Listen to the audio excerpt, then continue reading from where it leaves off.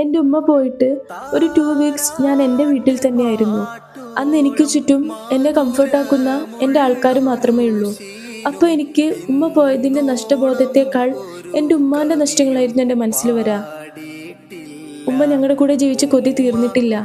ഉമ്മാൻ്റെ ഇനിയുള്ള ജീവിതം നന്നാക്കണേ എന്ന പ്രാർത്ഥന. ഞങ്ങളുടെ നല്ല നല്ല മൊമെന്റ്സ് ഇനി ഉമ്മക്ക് കുറേ കാണാനുണ്ടായിരുന്നു എന്നുള്ള ചിന്ത. അങ്ങനെ എന്തൊക്കെയായിരുന്നു മനസ്സിൽ വരിക. പക്ഷെ after 2 weeks back to reality. ഞാൻ എൻ്റെ ഹോമിൽ വന്നു. ഓരോരുത്തരും നോർമൽ ലൈഫിലേക്ക് മാറാൻ തുടങ്ങി. അപ്പോഴാണ് എൻ്റെ നഷ്ടത്തിൻ്റെ ആഴം എനിക്ക് മനസ്സിലായി തുടങ്ങിയത്.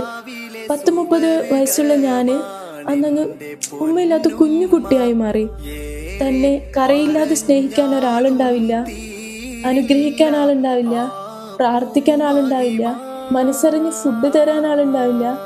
അങ്ങനെ നഷ്ടത്തിൻ്റെ ലിസ്റ്റ് എൻ്റെ ജീവിതാവസാനം വരേക്കും നീണ്ടു കിടക്കുന്നു.